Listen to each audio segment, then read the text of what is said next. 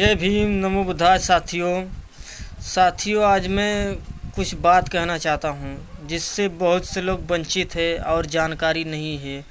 वो क्या बात है आज मैं सबके सामने रखना चाहता हूँ। आज हम जिसको भगवान बोलते हैं, आप लोग जानते हैं उन्होंने हमें क्या सिखाया। शंकर जी ने हमको नशा सिखाया, गांजा पिलाया, भांग खिलाया, हीरोइन चरस ड्रग्स पिलाया। ऐसे हम लोगों को नशा सिखाया ये भगवान।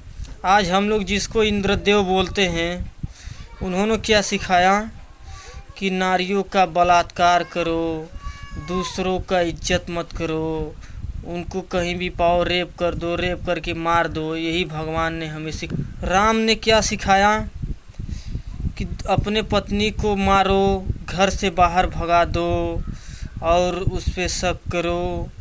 क्या यही भगवान का कर्तव्य है? भगवान का मतलब यही होता है।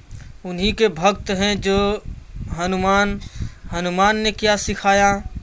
दूसरे को घर को जलाना और बसे हुए घर को उजाड़ना और ऐसे गद्दारों जैसा काम करना, यही भगवान का काम होता है।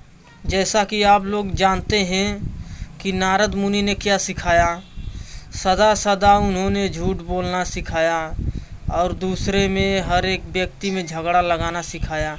क्या यही भगवान का कर्तव्य और होता है नियम? पांडवों ने क्या सिखाया ये भी आप लोग नहीं जानते, लेकिन आज जान लीजिए।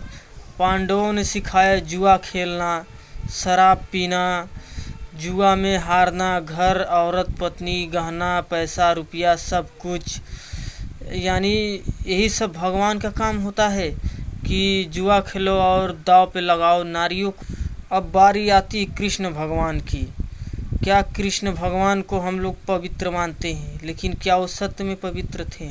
नहीं थे। उन्होंने क्या सिखाया?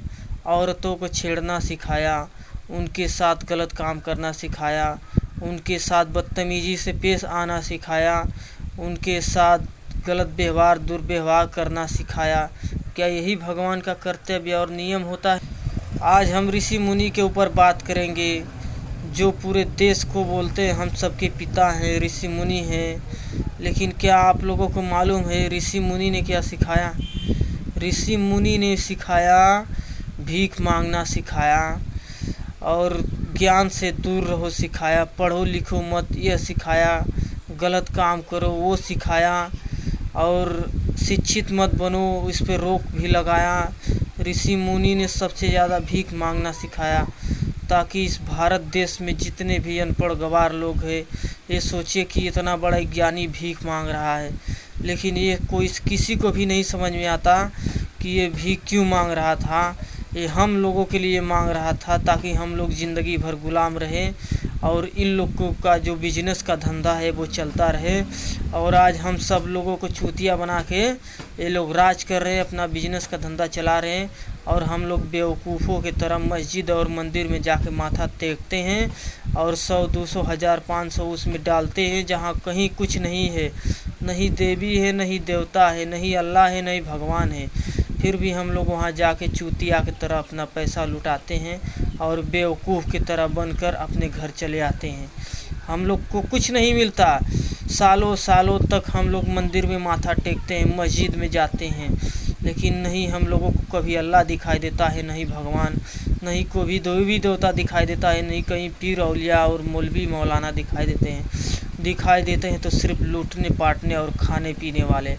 अभी भी वक्त है, संभल जाओ, समय है, बदल जाओ, शिक्षा की तरफ चलो। बाबा साहब डॉक्टर भीमराव अंबेडकर ने भी यही कहा था और आज बहुत से लोग भी यही बोल रहे हैं, लेकिन जनता को समझ में नहीं आता।